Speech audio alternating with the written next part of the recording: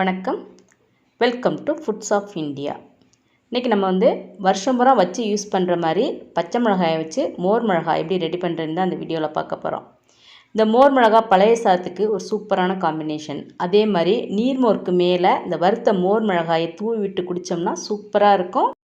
அதே மாதிரி கம்பு, கேழ்வரகு கூழ் இது எல்லாத்துக்கும் ஒரு சூப்பரான சைட் டிஷ்னால் இந்த மோர் மிளகாயை சொல்லலாம்.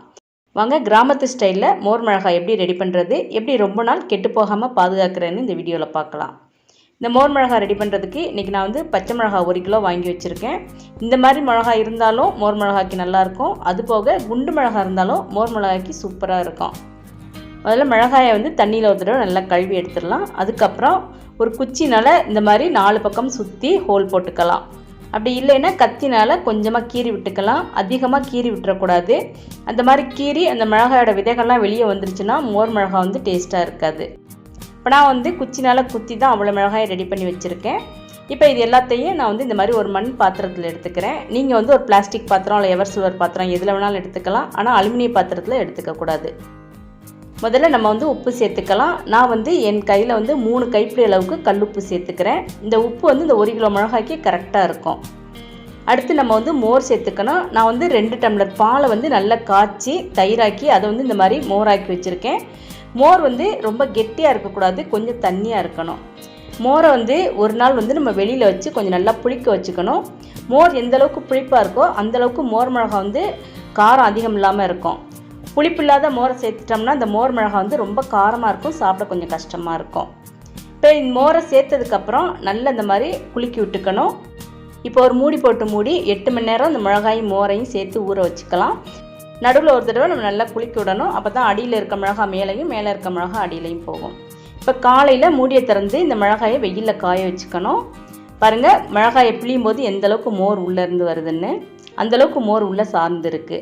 இப்போ இதை இந்த மாதிரி ஒரு பாலித்தீன் ஷீட் போட்டு வெயிலில் வச்சிடலாம். அப்படி இல்லைன்னா முரத்தில் கூட நீங்கள் ஒரு ஷீட் போட்டு வெயிலில் வச்சுக்கலாம். இந்த மாதிரி மிளகாயை மட்டும் தனியாக எடுக்கும்போது மோர் இந்த அளவுக்கு மீதம் இருக்கும். இதை தனியாக அப்படியே பத்திரமா வச்சுருக்கலாம். இப்போ ஈவினிங் மிளகாய் எந்த அளவுக்கு காஞ்சிருக்குன்னு நம்ம பார்க்கலாம். இப்போ சாயந்தரம் நம்ம மிளகாய் எடுத்து வீட்டுக்குள்ளே வச்சிடலாம். பாருங்கள், மிளகாய் பாதி அளவுக்கு காஞ்சிருக்கு. அந்த காஞ்ச பகுதி நல்லா இந்த மாதிரி வெள்ளையாக இருக்கும். உள்ளே இருக்க மோரும் சேர்ந்து நல்லா காஞ்சிருக்கும். இப்போ இதை நம்ம இந்த மீதம் இருக்க மோரில் சேர்த்து நல்லா குலுக்கி விட்டுக்கணும். மிளகாய்க்கு உள்ளே மொத்த மோரும் உள்ளே சார்ந்துடாது. முதல்ல சார்ந்த மோர் வெயிலில் நல்லா காஞ்சதுக்கப்புறம் திருப்பியும் மோருக்குள்ளே நம்ம மிளகாயை சேர்க்கும்போது மீதமில் இருக்க மோர் மிளகாய்க்குள்ளே போகும். திருப்பியும் நல்லா குலுக்கி விட்டு மூடி போட்டு மூடி வச்சிடலாம். இப்போ மறுநாள் காலையில் எடுத்து நம்ம திருப்பியும் வெயிலில் காய வச்சுக்கணும். இப்போ 2வது நாள் காலை ஆயிடுச்சு.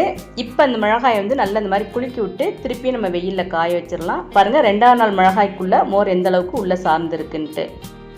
மிளகாய் எல்லாத்தையும் இந்த ஷீட்டில் போட்டதுக்கப்புறமும் மோர் இன்னும் கொஞ்சம் மீதம் இருக்குது. இதையும் நம்ம அப்படியே பத்திரமா எடுத்து வச்சிடலாம்.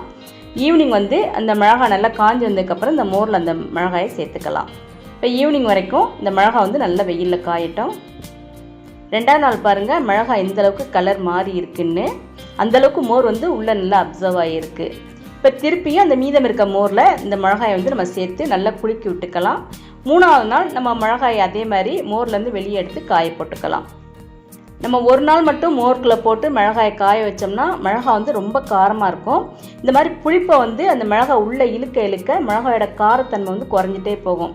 அதனால தான் இந்த மோர் காலி ஆகிற வரைக்கும் நம்ம இந்த மிளகாய் அதில் போட்டு 2-3 நாள் சேர்த்து நல்லா ஊற வச்சுக்கிறோம். இப்போ 3வது நாள் காலையில் நம்ம மிளகாய் எடுத்து வெயிலில் காய வச்சிடலாம். பாருங்கள், 3வது நாள் மோர் எதுவுமே மீதம் கிடையாது. அப்படி உங்களுக்கு மீதம் இருந்துச்சுன்னா திருப்பி நீங்கள் அந்த மோரை மோர் மிளகாய் ரெடி பண்ணுறதுக்கு யூஸ் பண்ணிக்கலாம். அப்படி இல்லைன்னா கொத்தவரங்க வத்தல், கூழ் வத்தல் கூட இதை நீங்கள் யூஸ் பண்ணிக்கலாம். இப்போ இதுக்கப்புறம் இதை குறைஞ்சது 4 நாள் நல்ல வெயிலில் காய வைக்கணும்.